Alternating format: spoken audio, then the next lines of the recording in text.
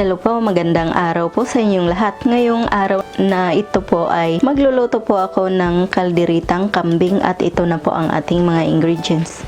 Unang-una, gagamit po tayo ng karne ng kambing, tapos bawang, sibuyas, red bell pepper, green bell pepper, olive na green po ang kulay, pwede rin po yung black, carrots, patatas, liver spread, pineapple juice, tomato sauce, luya, bay leaves, paminta, basil leaves, asin, at saka mantika.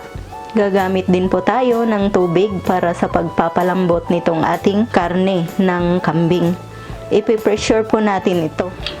Ngayon po ay ilalagay na po natin itong ating karne ng kambing dito sa ating pressure cooker. Kasi papalambutin po natin siya. Tapos itong kambing po pala ay minarinate ko na po siya kanina.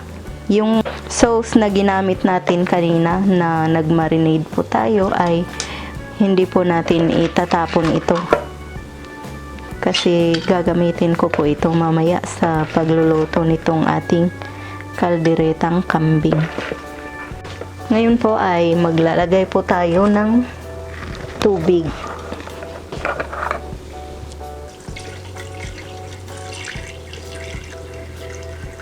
Tapos ilalagay natin yung ating luya at saka bay leaves.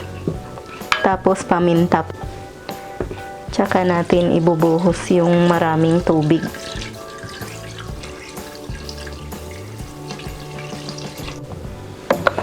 Tapos ngayon ay ilalagay ko rin po itong ating basil leaves para po matanggal yung kanyang amoy na parang maanghit or malangsa.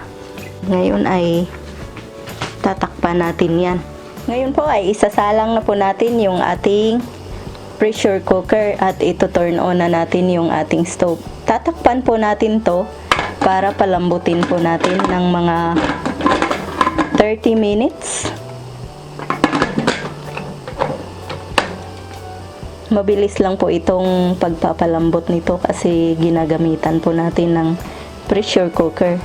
Siguro kung wala po kayong pressure cooker ay aabutin po kayo ng mga 45 minutes to 1 hour. Pero itong sa akin ay 30 minutes lang po ito. Habang hinihintay po natin yan na lumambot, ay piprituhin po natin yung ating patatas at saka yung carrots. Ngayon po ay sinalang ko na po yung ating kawali at maglalagay na po ako ng mantika dito.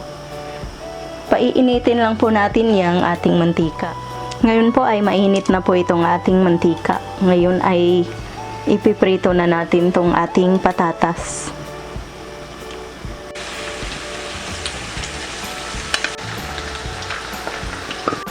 Tapos hihintayin lang po natin na mag golden brown po itong ating patatas. Tsaka po natin iikotin. Ngayon po ay babaliktarin na po natin kasi nag golden brown na yata yung kabila.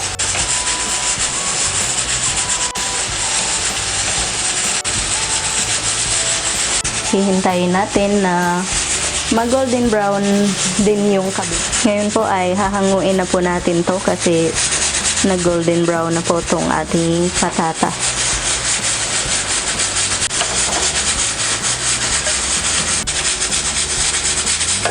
Ngayon po ay ito namang carrots ang ipiprito po natin. Ngayon po ay hahanguin na po natin itong ating carrots kasi kita nyo po nag golden brown na po yung kulay niya. Kaya kailangan po nating hanguin na ito. Ngayon po ay igigisa po natin itong ating red and green bell pepper.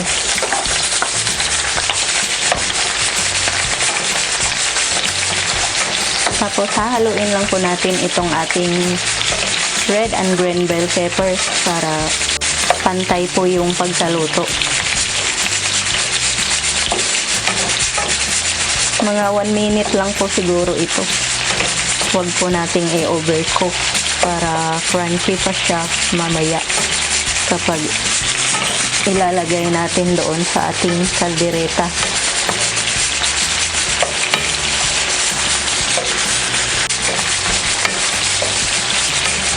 Ngayon po na 1 minute na po yung nakaraan ay tatanggalin na po natin to at papatayin na po natin yung ating apoy para hindi masubrahan yung pagkaluto.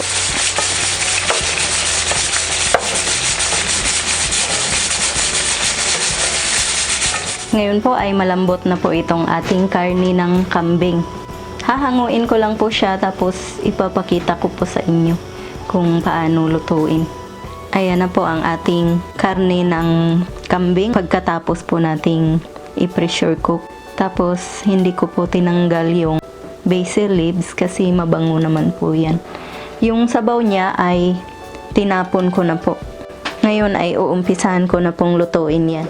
Ito palang mantika kanina na ginamit ko doon sa pagprito ng ating patatas at saka mga gulay. Yan pa rin ang gagamitin ko kasi malinis naman po iyan. Ang una po natin na igigisa itong ating bawang. Tapos hintayin lang po natin na mag golden brown po itong ating bawang. Ngayon po na medyo na golden brown na po yung ating bawang, isusunod po natin dito ang ating sibuyas. Tapos hihintayin lang din po natin na maluto yung ating sibuyas.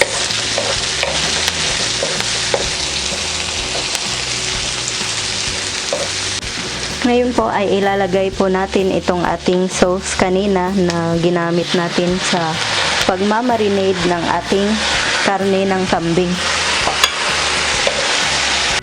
Ang ginamit ko po pala dito sa ating sauce ay ang toyo at saka cooking wine. Iyon lang po ang ginamit ko para po sa pagpalambot ng karne yung ating cooking wine. Ngayon po ay isusunod na natin ang ating tomato sauce.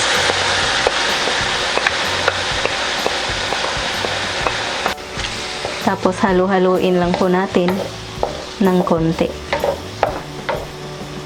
Ngayon naman po ay isusunod ko na po itong ating pineapple juice. Pampatanggal din po yan ng langsa ng ating karni ng kambing. Ngayon po ay isusunod na rin po natin itong ating liver spread. Tapos dudurugin lang natin. Ginagamit po natin ito para sa pangpalapot natin. Kasi hindi na po tayo gagamit ng cornstarch dito. Hindi ko po pala inubos yung isang lata ng liver spread kasi masyado pong marami yun. Mga kalahati lang yung ginamit ko. Ngayon po ay isusunod na natin tong ating karne ng kambing. Para mas lalo pa po siyang lumambot kasi hindi ko po siya masyadong pinalambot kanina. Yung tamang-tama lang po. Maglalagay na po tayo ngayon ng asin. Yan.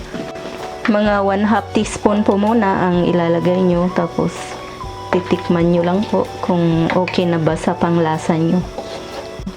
Kasi kung hindi pa siya okay sa panlasa nyo, pwede kayong magdagdag ng asin para sa inyong seasoning. Tatakpan po muna natin para medyo matuyo po siya ng konti. Ngayon po ay i-check na po natin kung kumukulo na ba. Yan. Okay na yan. Okay na rin yung lasa niya. Ngayon ay pwede na nating ilagay itong ating patatas na naiprito natin kanina. At saka isasabay na rin natin itong ating carrots. Tapos hahaluin lang natin.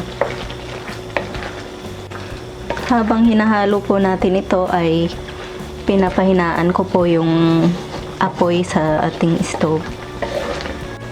Ngayon ay pwede na nating ilagay itong ating red and green bell peppers.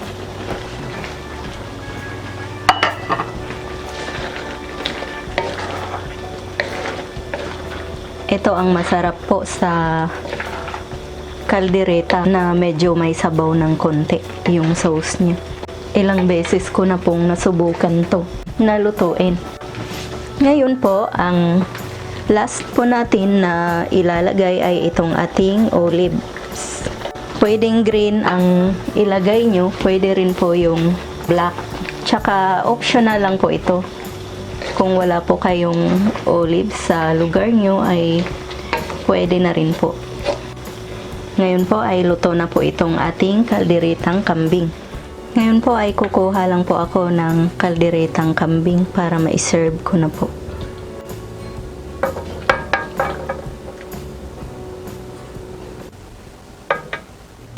Ito na po ang ating finished product ng kalderetang kambing. Sana po ay nagustuhan nyo ang recipe ito. Sana mag-like, mag-subscribe at mag-share po kayo. Maraming salamat po sa inyong panonood. Ito po ang inyong Ate Mayang na nagsasabing, mabuhay!